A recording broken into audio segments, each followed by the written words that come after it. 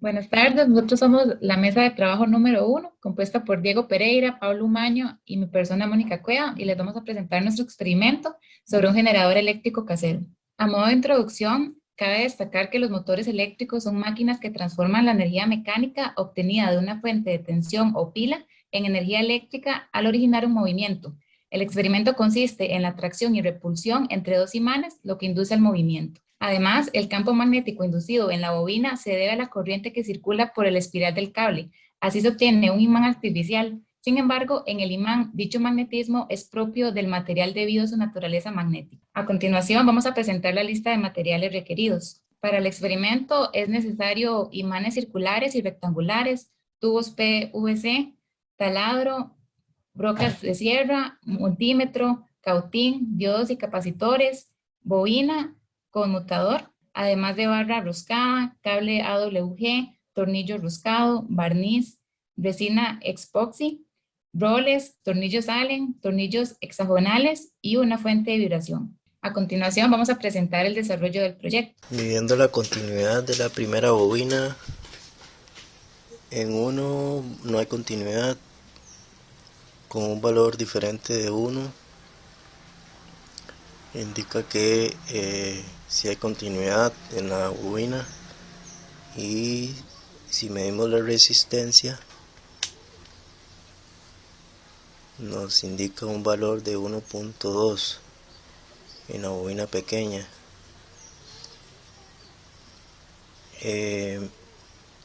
Y en la bobina grande,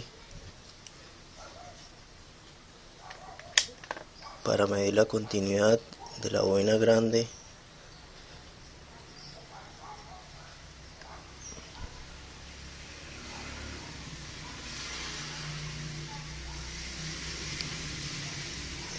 si hay una continuidad de la bobina, y la grande, que es de hilo más grueso, indica una resistencia de 3 ohmios.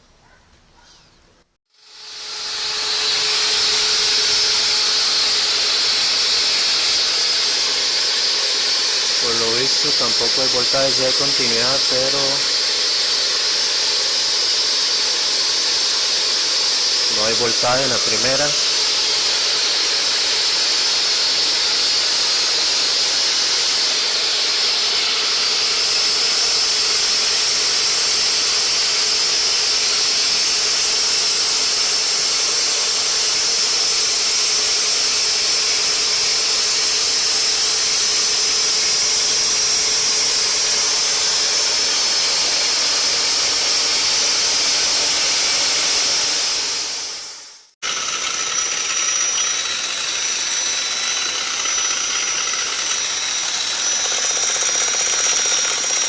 Separé las dos bobinas, y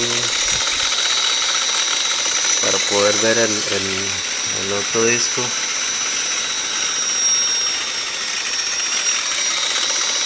y bueno, 0 voltaje aún.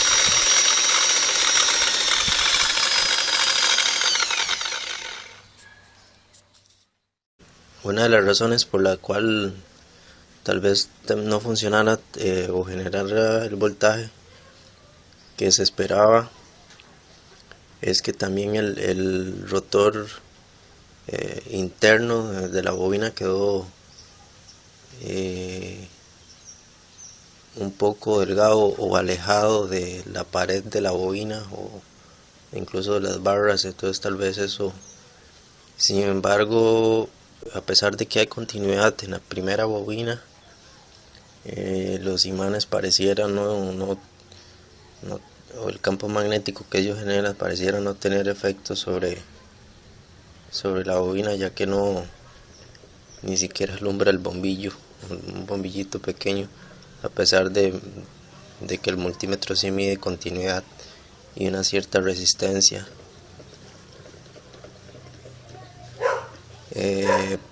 También pensé que era por las revoluciones, lo que aumenta las revoluciones, aumenta la frecuencia. Sin embargo, Lo probé con el taladro y tampoco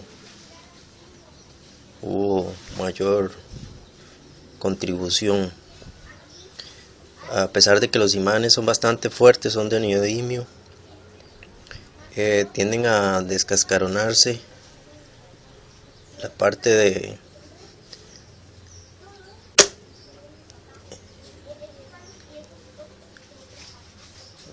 traen un recubrimiento como un papel de aluminio, pero se descascaronan y pareciera que el material, a pesar de que son más fuertes, no es el mismo que los imanes negros de ferrita. Estos son cáscaras, se descascaronan. La idea es entonces acomodar los imanes en el eje más pequeño, de tal forma que las revoluciones que se genere por medio del primer disco aumente las revoluciones al segundo disco al menos en 4 veces más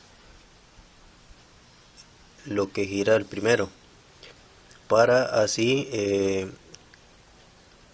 aumentar la velocidad en el segundo rotor, que es el que generaría la corriente eléctrica a través de la bobina, y saldrían por estos dos cables donde se pondría el puente de diodos y un capacitor para ayudar a suavizar la onda de corriente alterna y convertirla directa.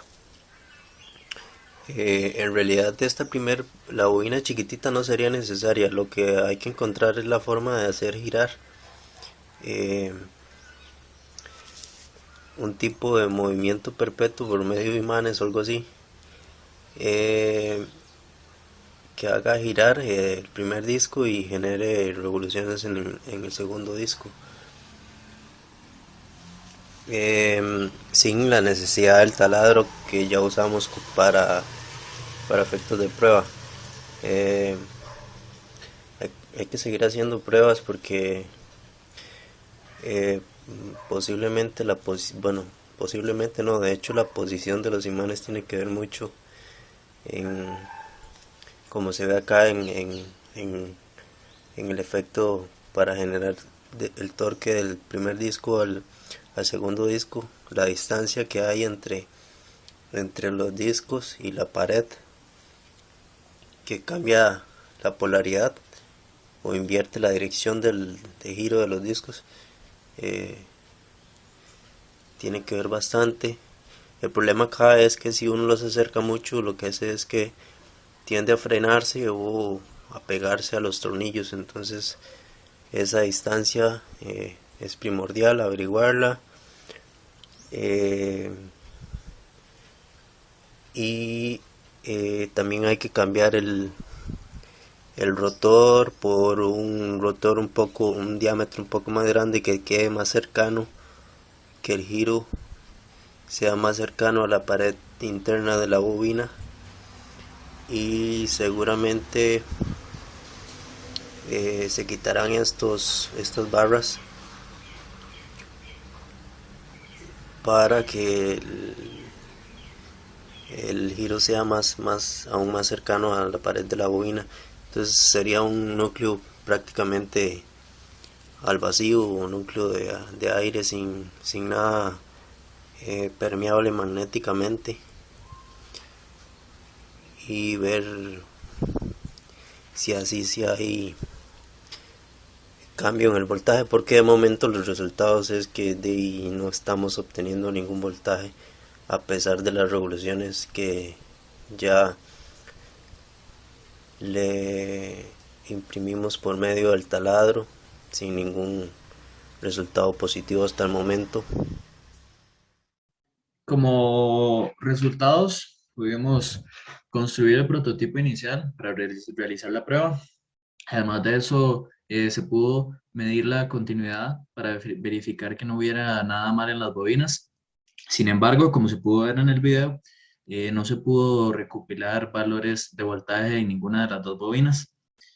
Además, sí se pudo medir la resistencia a la bobina pequeña de hilo delgado, la cual tenía un diámetro de 0.4 milímetros, la cual era de 1.2 ohmios, mientras que la bobina grande de hilo con un diámetro de 1.6 milímetros obtuvo una resistencia de 3.0 ohmios. Debido a que no se pudo completar el experimento de la mejor manera, tenemos varias recomendaciones para mejorar este prototipo. La primera sería la distancia del campo magnético del rotor con imanes a la pared interna de la bobina. Eso para encontrar el punto ideal en el cual no esté muy alejado para que pierda fuerza magnética, ni muy cerca para no frenarse. Esto debido a la atracción del metal. Además, pudimos ver que si si el rotor se coloca dentro de la bobina, lo ideal sería eliminar las barras para poder aumentar el diámetro del mismo rotor. O si el rotor se coloca fuera de la bobina,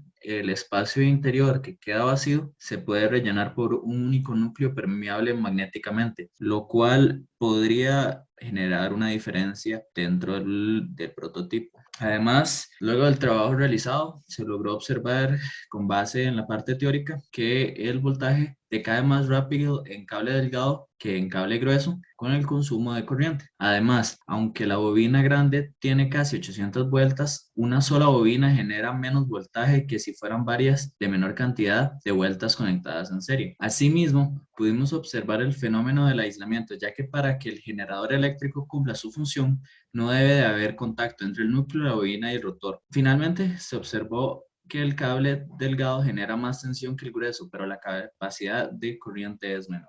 Muchas gracias.